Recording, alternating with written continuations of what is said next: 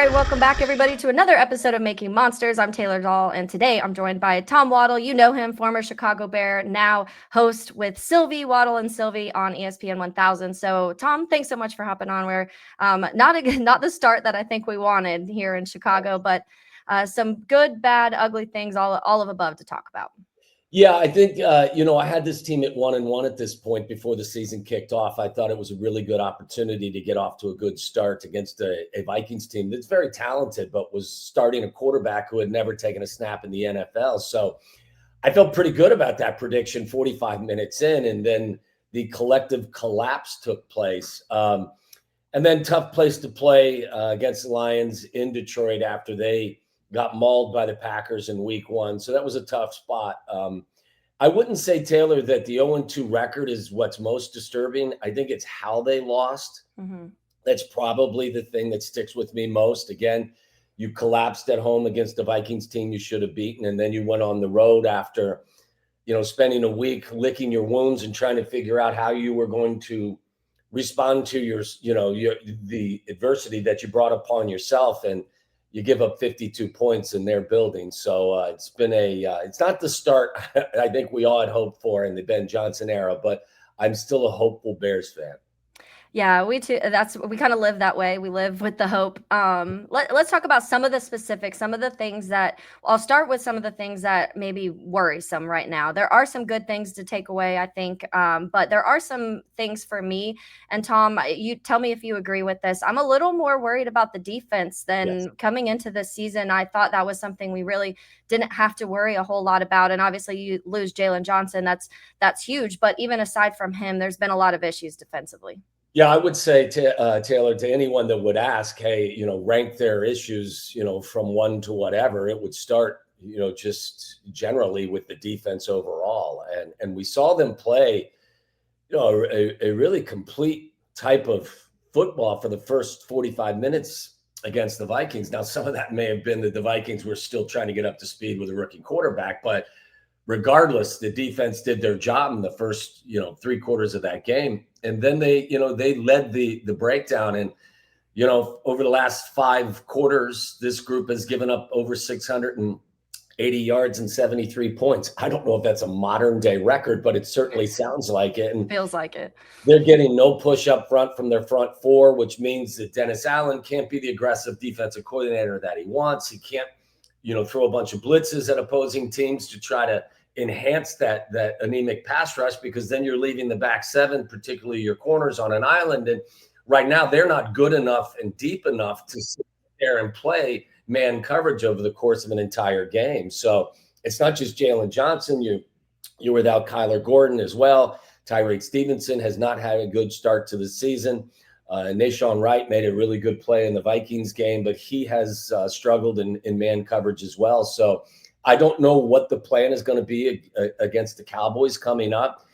And as I said, Dennis Allen's a guy who likes to come after you, likes to blitz, likes to play man coverage, but I think he's going to have to adjust because of, some of the issues that they're facing. So I would say that's problem number 1. I would say problem number 2 is still probably collectively their offensive line trying to find, some continuity. I do like what I saw from them guard to guard against the Lions. I thought they got better. I thought Dahlman was better. I thought Jonah Jackson was better. They're still kind of compromised out on the flank with their tackles.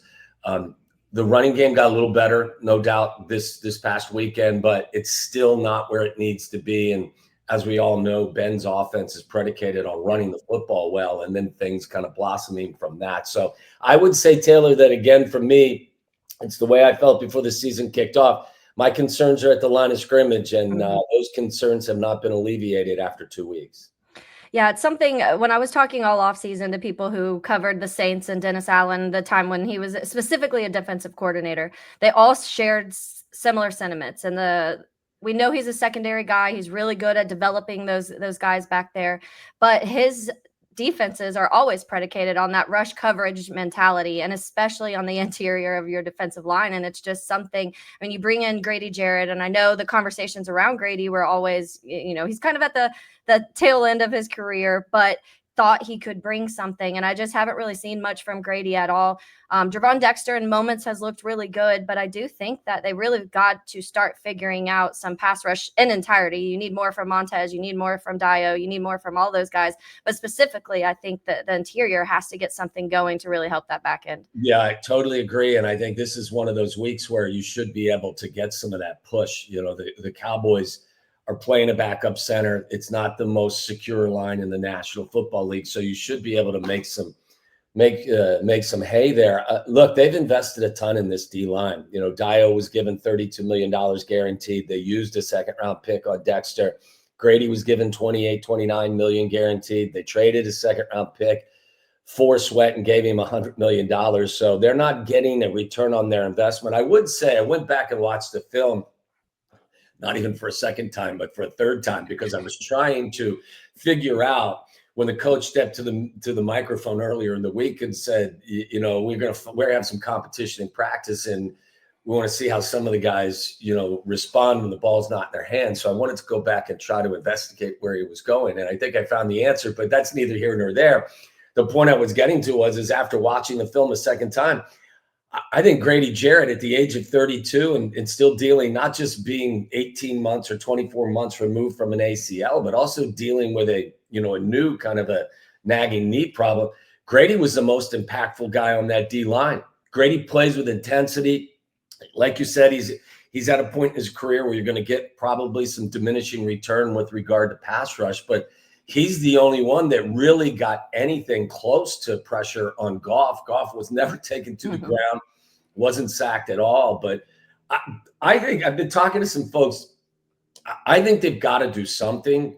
Like, I'm not suggesting they're giving up on Dexter, but maybe, again, because they're struggling to stop the run. The Lions ran it for 177 yards. Last year, this group was, fifth worst in the league stopping the run. Maybe you play Billings and Grady Jarrett together on the inside and see if you can collapse that pocket and create some pressure that way. So just a little, I've never played defense in my life and I'm coach, but I just throw it out there as a suggestion for anyone who wants to listen.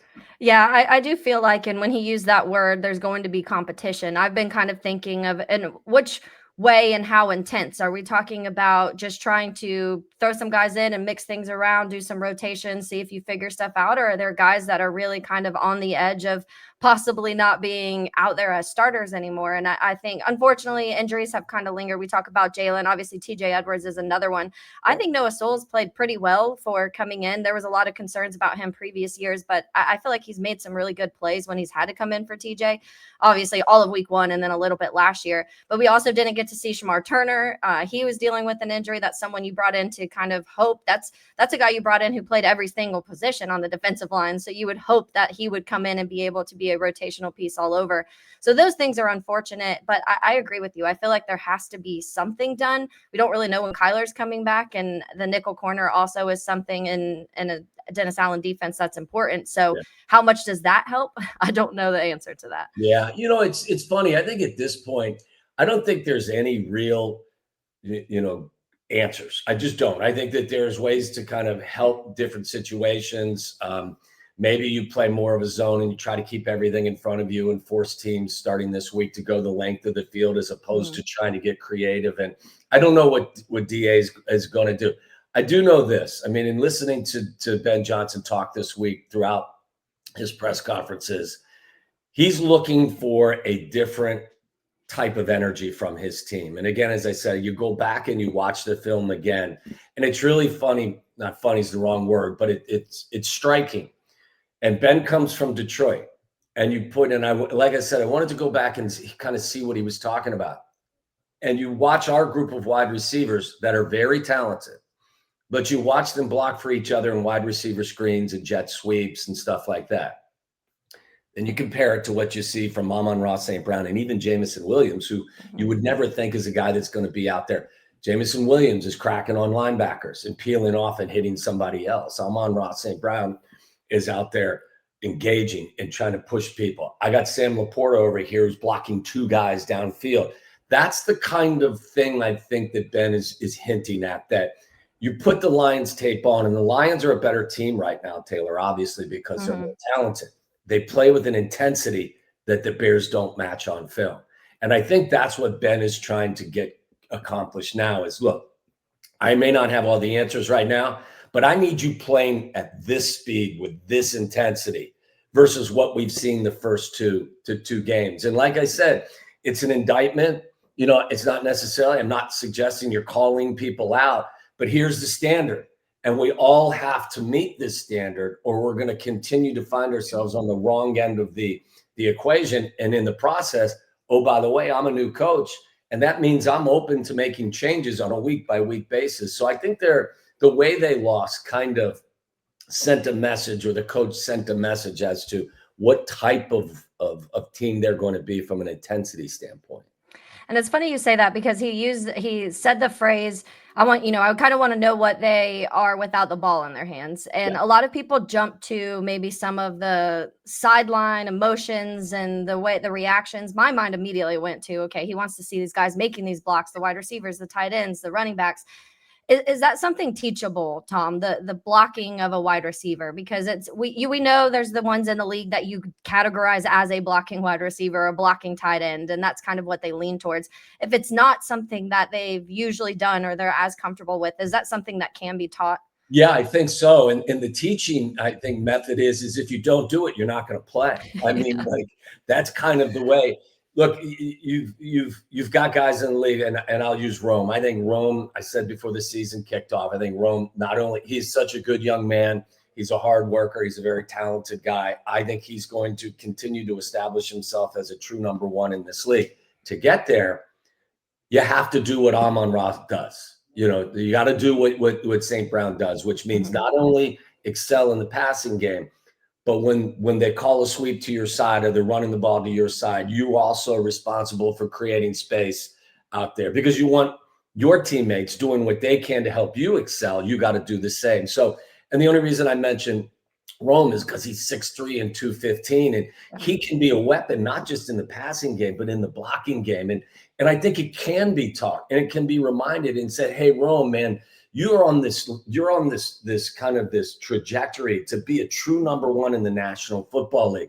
But to be a true number one in the National Football League, you got to also be willing to be an above average blocker.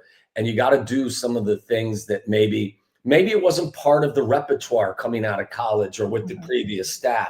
But with this group, yeah, I think, kind of a long circling back in a long answer to a short question. I think it can be taught. And I think more than anything, it's about desire and want to. And if, DJ's a strong, stout player, he's a fantastic player. Rome's a big, strong player. Colston Loveland, a good sized player. Like, you need all of these guys who have the capacity and have the ability to do it. You just got to make sure you're on them and say, hey, I don't know how it was taught when, the previous group was here, but we're going to do it this way.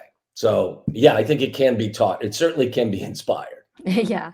What are your thoughts on Caleb Williams through the 2 weeks? I know there's multiple different ways people are looking at this. Some people, I've seen a lot of guys saying they did see improvements from week 1 to 2, maybe not where you were hoping it would be early on, but what are your thoughts on Caleb? Yeah, I saw progress. There's no doubt. I thought, I thought he played more on time. I thought he played better in structure. He gets himself in trouble. I mean, this is, not telling secrets. Everyone sees the same things. He gets in trouble when he tries to do things all by himself. And, that may work at the collegiate level. It did work. He won a Heisman doing it. But at the NFL level, everyone's so talented that if you don't stay, within the confines of the offense the majority of the time, you're going to find yourself in trouble. And when you try to get out on the edge and play hero ball, what's going to happen is what happened in the first half of that game. You're going to chuck one up in the air, and the opposing team's going to come down with it. So you see that fewer or less times now than fewer times than you have in the past. And it still you got to eradicate it from the game.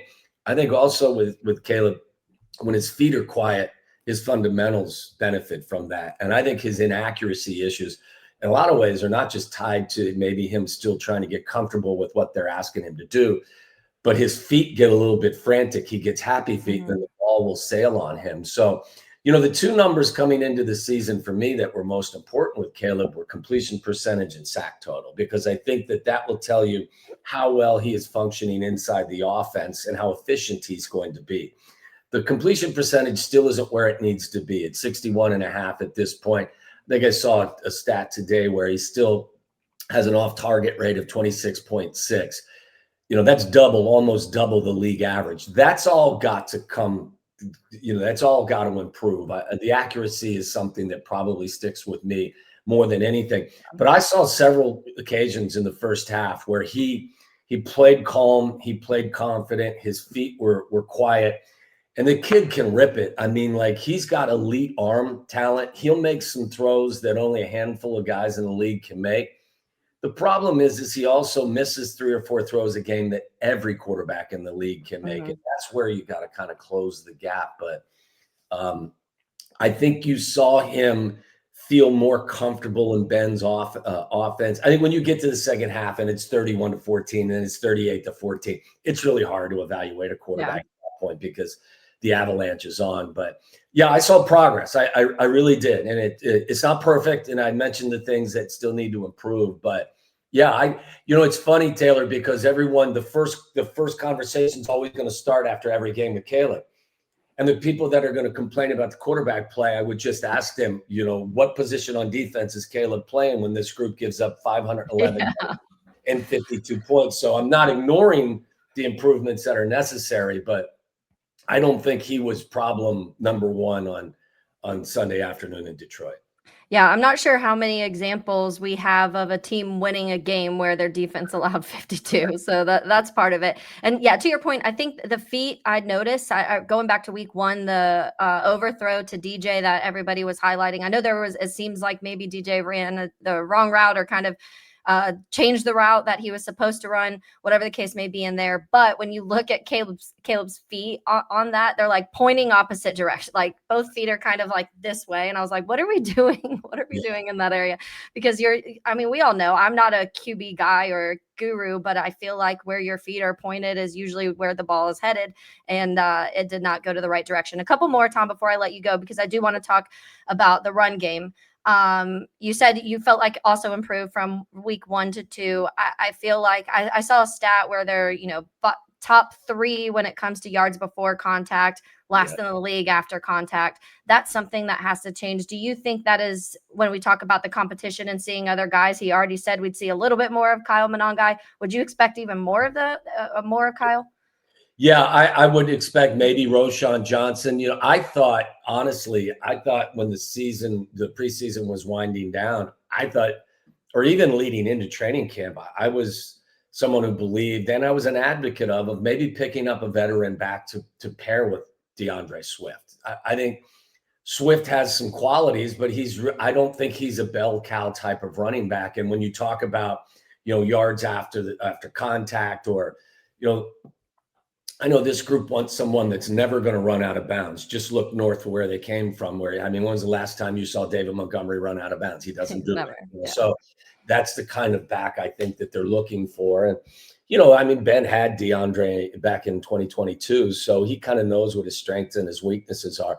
I thought the kid that played at the Chargers last year, I think Dobbins, it was a kid that J.K. Dobbins, I think it is, that was a guy that was out there, hadn't been signed. And I know he had some injuries with the Chargers a year before. The Chargers didn't bring him back because they drafted the kid out of North Carolina. I thought that was the type of player they would look to.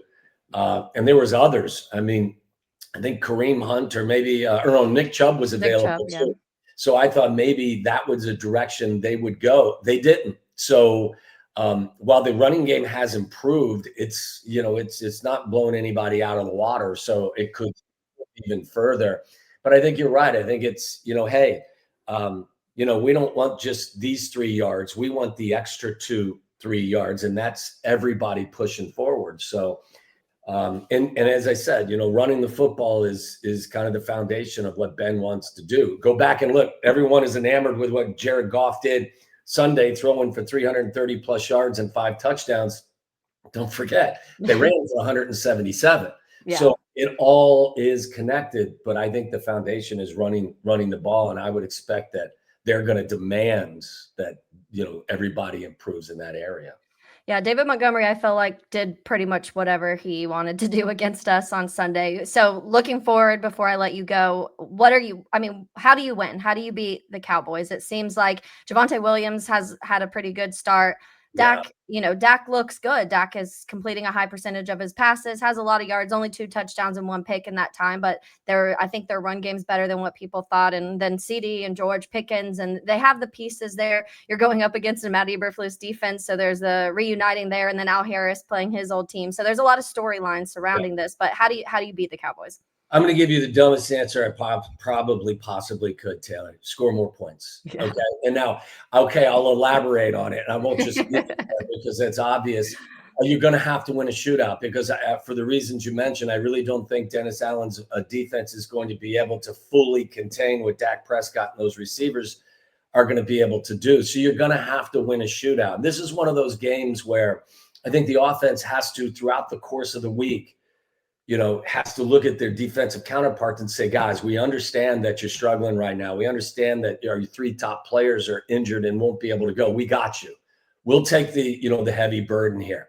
Leave us, we need you to play, and getting to a quarterback would be nice if you guys could do that. But we're going to carry the heavy load here. And I think that that's how a good football team functions over the course of a season.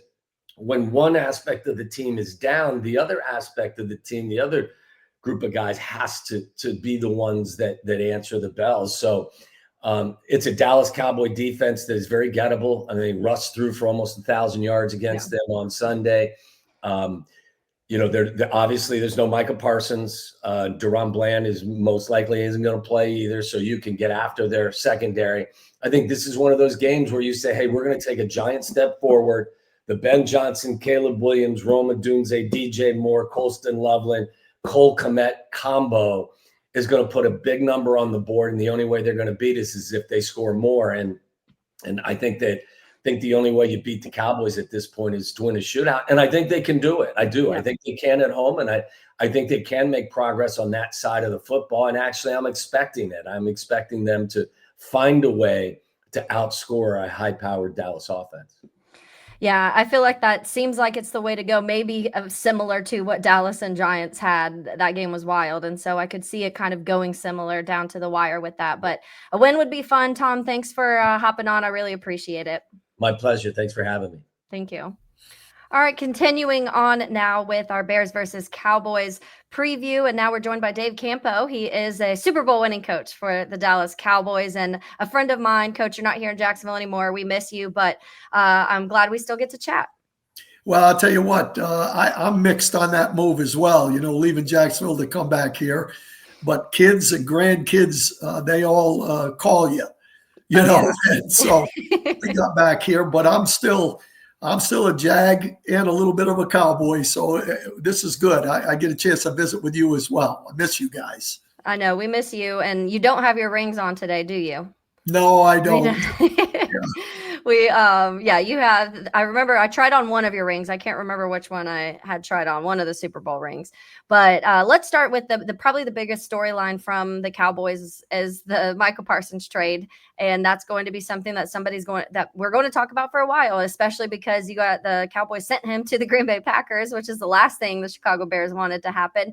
But just tell us a little bit, Coach, about that move, your thoughts on that, but also what the defense is doing without a Micah Parsons right now. Well, first of all, it's kind of a catch-22 because, I've learned a valuable lesson with Deion Sanders. When he came here, we had a chance to get him the year before he ended up going to San Francisco and they beat us in the NFC Championship game with an armbar on Michael Irvin, and they didn't call it because it was Deion Sanders. So when you have a great player, it's very difficult to make that decision because, those guys really can make a game about them. They can turn a game around with their ability. At the same time, sometimes when you have a great player, you concentrate so much on him that it really kind of hurts the rest of the football team. And one thing about Micah Parsons, he's one of those guys that's in the media. He's got his own website, podcast. At times he will diss his own players. So that part of it probably doesn't bode well. The one thing about it that the Cowboys were looking at is they're paying him an awful lot of money, and they've had good football teams, and he's been very big in them, but they have not gotten to where they need to go. And if the reason has they haven't been able to stop the run.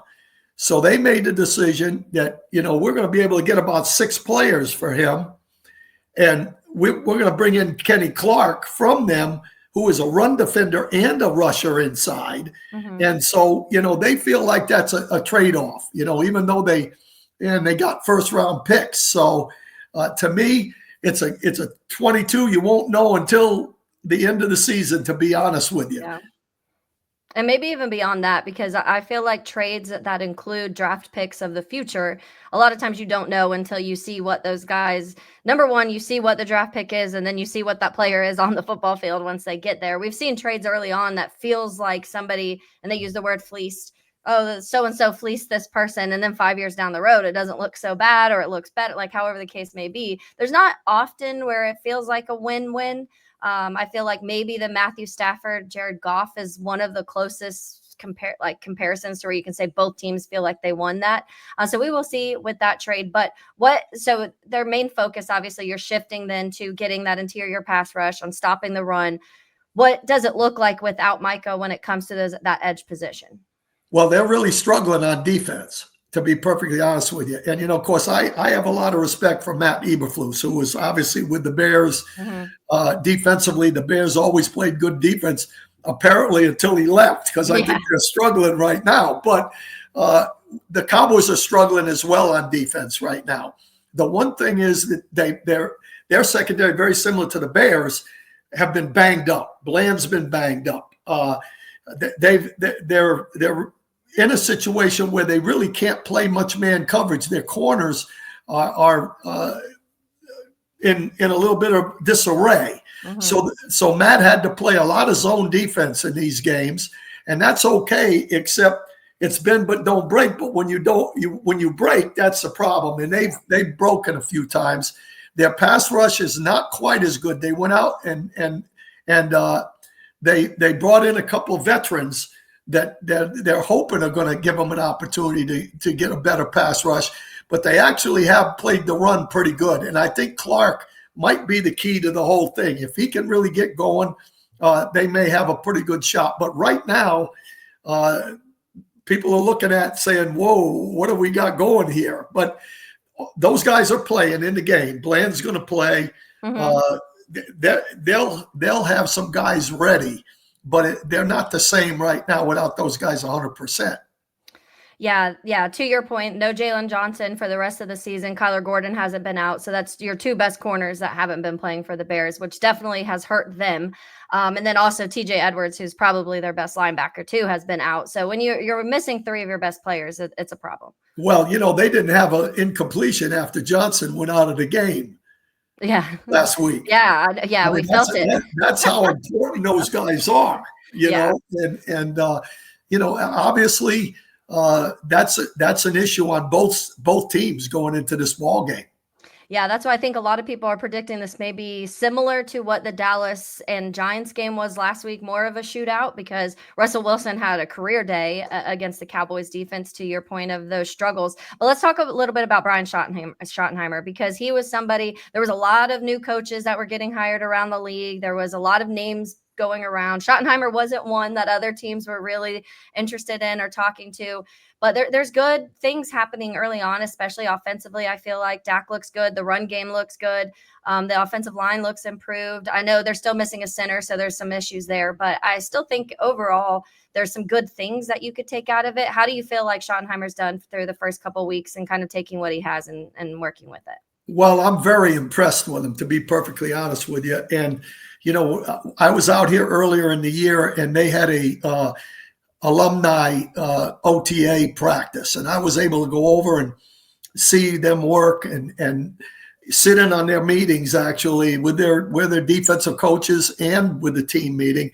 I was really impressed with the way he blended the alumni into the group, and I just felt like that was a plus. Talking about the importance of character and the importance of teamwork and all those things. And I really look at him a little bit like myself from the standpoint that I believe he earned it. You know, a lot of this head coaching stuff in the NFL is media driven. That's no disrespect to us media people now. It is media driven at times, and Schottenheimer put in his dues. And to me, you know, I felt the same way about myself when I got the head coaching job. The difference is he's got a quarterback. I didn't.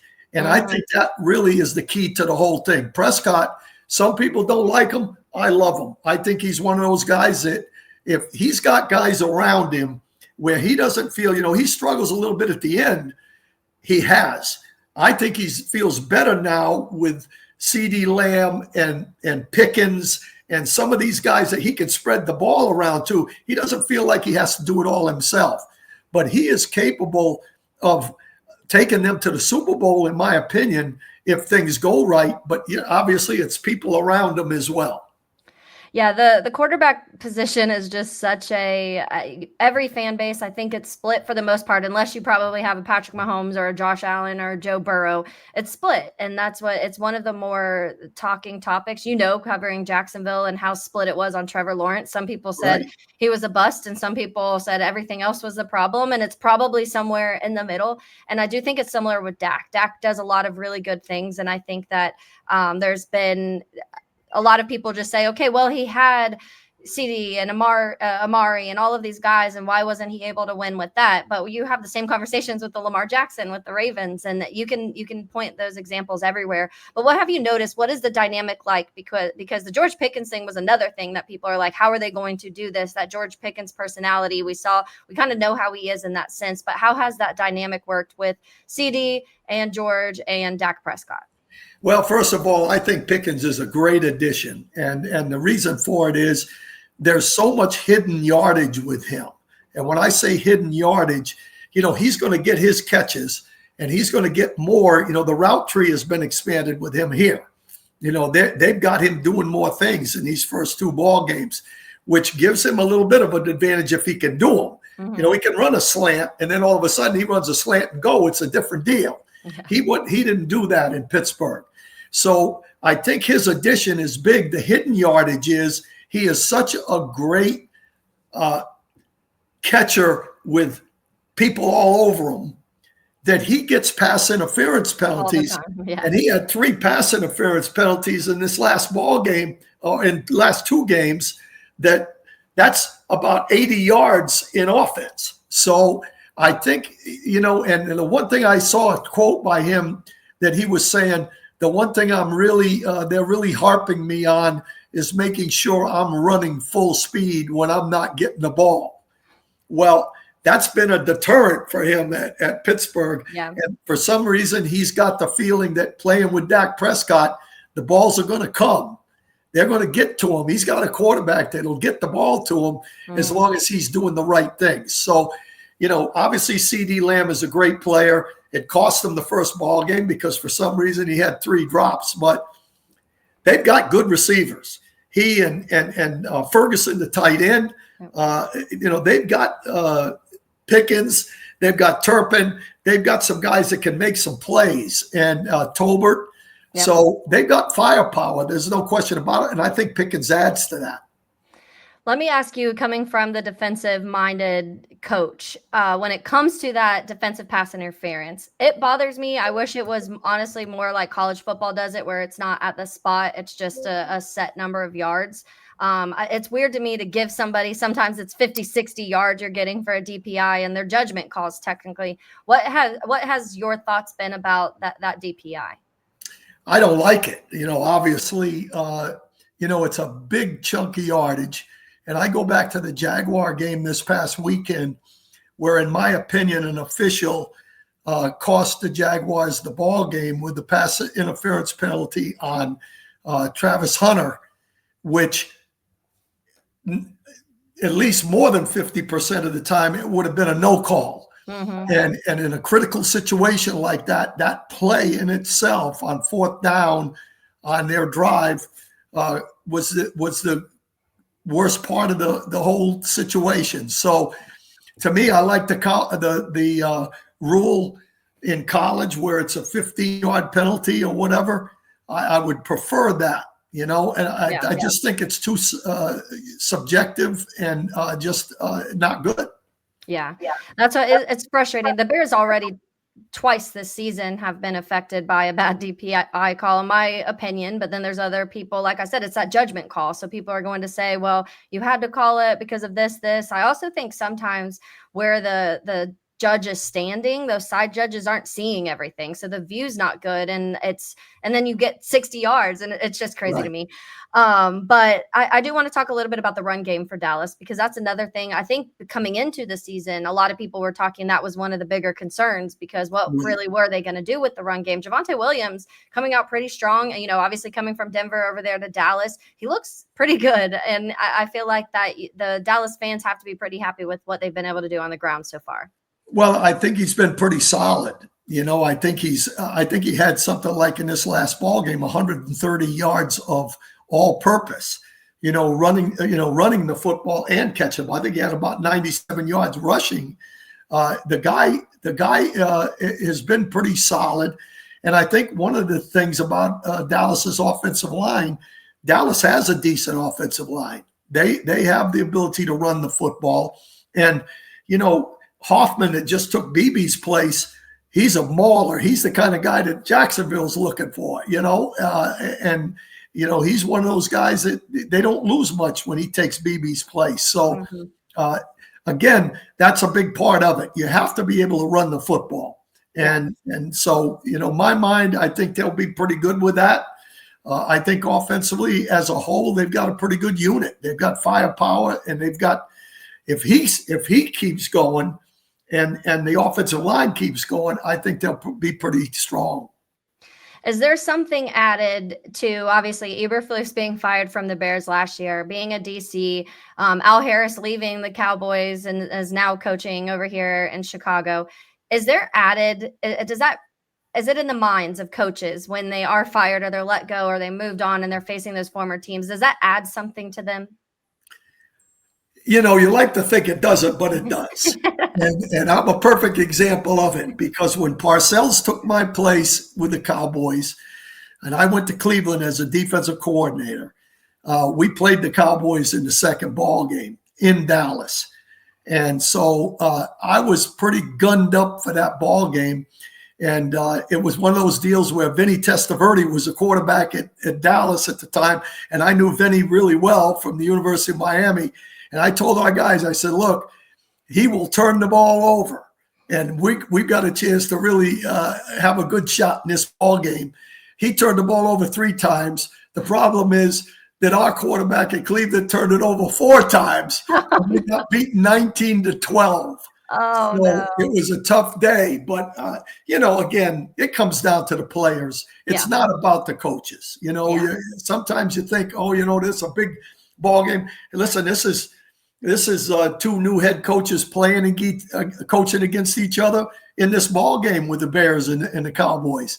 Everybody says, that's a big deal. Well, it's about the players. Where it really comes down to it. Which players play the best on that day usually win the football game. Yeah, it's interesting. Obviously, the Bears' first 2 weeks, they start with the Vikings and go to the Lions. And two very different games. The Vikings, they led the majority of the time, blew it at the end. The Lions, they just pretty much got dominated the whole time. And it always felt to me, and this obviously is player-wise too, because Ben Johnson leaves the Detroit Lions to come and coach the Chicago Bears. I think some players took that personally, and you could feel that in that game. It felt like a little bit of a revenge game, like we can do this without you type of mentality. It felt like in that game, but there's storylines throughout our whole schedule, Coach. Like when we were talking about that, you obviously the Vikings and the JJ McCarthy, Caleb Williams conversation was in week 1. And then you have the Ben Johnson conversation. And then this weekend, it's obviously Eberflus is the DC now, and Al Harris is in Chicago. And it goes on and on and on about the different storylines that the Bears will face this season. And I do think that sometimes you have to put those aside a little bit, and to your point, just play football and not focus on so much on those stories. Yeah, and to be honest with you, I always looked at the NFL. It's a little different now because, that you see more college coaches coming into the league now than you did back in the day. We came in with the Cowboys in '89, that was a very unusual thing. You know, we had 6 coaches from the University of Miami came with Coach Johnson, right? Well, but still, the NFL is a little bit of musical chairs. You know, they go around, you lose a job at one place, they look for experience, and you hope there's a chair open when you get there. And so that you see a lot of those storylines because guys go from team to team to team, because really still the difference between the college coaches and the pro coaches in a lot of ways is experience. And so you're going to find coaches lose a job one place and they go to the next place because they've had 10 years of experience in the league or whatever, you know, so that's not unusual anymore. So I think it's probably less now, you know, but it is a factor in some ways in your own thinking, I would say.